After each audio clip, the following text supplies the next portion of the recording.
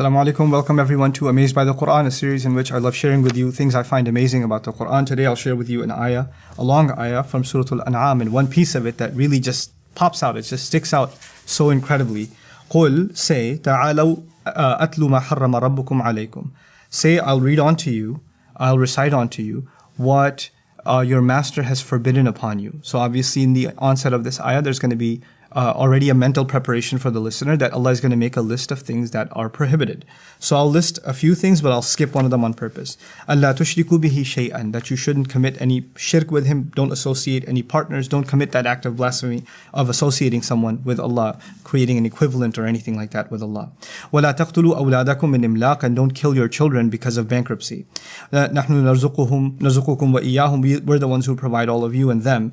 وَلَا تَقْرَبُوا الْفَوَاحِشْ مَا ظَهَرَ مِنْهَا وَمَا بَطَنَ, and don't go near all the varying forms of lewdness and vulgarity, the ones that are obvious among those kinds of forms and the ones that are secret. وَلَا تَقْتُلُوا النَّفْسَ الَّتِي حَرَّمَ اللَّهُ إِلَّا بِالْحَقِّ, and don't kill a soul that the life that Allah has sanctified except with a just cause, which means through the courts, etc. ذَلِكُمْ وَصَّاكُمْ بِهِ لَعَلَّكُمْ تَتَّعْقِلُونَ, then that is the counsel that He's giving you so that you can apply your intellect, you can think and analyze. Now I skipped one thing on purpose. Of course, the list of prohibitions is pretty clear. Don't associate partners with Allah, that's a pretty big deal. Don't kill your children, don't commit acts of shamelessness, and finally, don't kill any innocent soul. Right? So there's 4 prohibitions. But there's a 5th that's actually not a prohibition. And here's how it goes. Don't associate any partners with Allah. وَبِالْوَالِدَيْنِ إِحْسَانًا, and when it comes to both parents, excellence. When it comes to both parents, excellence. Now, if you think about, you better be excellent with both parents, you're not thinking about a prohibition. Allah didn't say, don't be mean to parents. لَا تَنْهَرْهُمَا, don't abandon them. Don't, لَا تَسْدَجِرْ, don't scold them. Or don't look at them with harsh eyes, etc. It's not a prohibition, it's actually a command. When it comes to parents, excellence. This is one of the most incredible ways of the Quran expressing the standard by which one must deal with their parents. And that standard is, excellence is the minimum. In prayer, in Hajj, in any act of worship that we do, there's a minimum requirement that you have to meet for that to be acceptable. And then of course you have to try to do better and better and better and better. There's always room for improvement in your prayer. Your fasting could always have been better. But there's a minimum that you must meet for the fast to be considered an actual legitimate fast, for your prayer to be considered a legitimate prayer, etc. Right? And so we know that acceptability depends on the minimum. But when it comes to our dealings with, specifically with our parents, what Allah does here is He says anything short of your very best is actually haram, is prohibited. Like He made the minimum, technically He made the minimum the maximum, subhanallah. By putting all of those prohibitions, and right after His own rights, don't do any shirk with Him. He didn't say, do the best worship of me all the time. He didn't say that. He said, just don't commit the vile act of shirk with me. That's the prohibition with Allah. But when it comes to your parents, you better show excellence. And then He doesn't even say, أَحْسِنُوا بِالْوَالِدَيْنِ, be good to parents.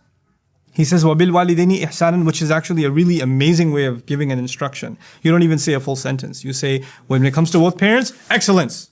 That's it. Like in a word, you better watch it. There's nothing short of that is acceptable of you. Subhanallah. So this, as I leave you with this thought about how high the standard has been set for my relationship with my parents, we're in a time now where we can joke around with our parents. We make fun of them and fun with them, and sometimes they don't find it offensive, and that's okay. But when we trivialize things that hurt them, in their absence, we're talking about how silly they can be, and how their quirky habits and things like that. And we're talking about that with our friends, and that if your father was there, your mother was there, and they were hearing this, they'd be embarrassed. Then not only are you committing an act of ghiba, which is, backbiting, which is ugly enough as it is as a sin, it's far short of the excellence demanded by Allah for your parents. So when it comes to our mother and our father, which of course we know them better than anybody else, we know their weird habits better than anybody else. Family moments happen and things like that, but we're going to shield them more than anyone else. And we're going to show goodness to them in their presence and in their absence more than anybody else. That's how we have to hold ourselves. Final comment on this, inshallah, is your very best is not the same as perfection. You have to do your very best. Allah did not say itqan, He said ihsan. Itqan is a kind of perfection, you know? There's no such thing as perfection. Sometimes, and I've met families, I've met people whose parents are abusive. That's a reality. Parents are, sometimes they're physically abusive. Sometimes they're emotionally, psychologically abusive. This person, when he's in the presence of his mom, he starts hyperventilating and he starts actually having seizures because he can't, the relationship with his mom was so terrible and this is terrible things to him. Moms usually are great people, but they're also human beings. They mess up too. And there can be some terrible examples of parents in the world. You know what? You'll have to do the best within your situation. You can't compare your situation to somebody else who's got a very much more normal relationship with their parents and they're able to do all these things, spend time with their parents and hang out with them and go to dinners with them. And then you say, well, you know, I can't do that, so I must be a terrible person. No, every situation is unique. And every situation requires what is the most that you could have done within your limits. Allah does not want you to put yourself in harm's way. You know, we don't accept abuse from anyone. Not even our parents. Not even our parents. This has to be heard because, you know, in the name of Islam, in the name of ayat like this one, وَبِالْ وَالِدَيْنِ إِحْسَانًا, we've made the assumption that parents have open license. No, they don't have open license. They deserve the very best that we can do. And we're going to do our very best. And we're going to be patient with them more than we are with anybody else. But injustice is injustice.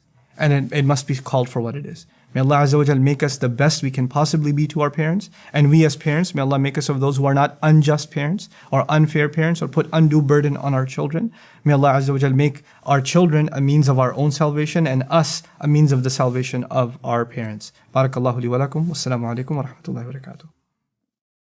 Assalamu alaikum wa rahmatullah. If you enjoyed this video, please do share it with friends and family. If you want to see more videos from this series, click on the box at the top. If you want to see other videos, click on the box at the bottom. And don't forget to hit the subscribe button. Thanks.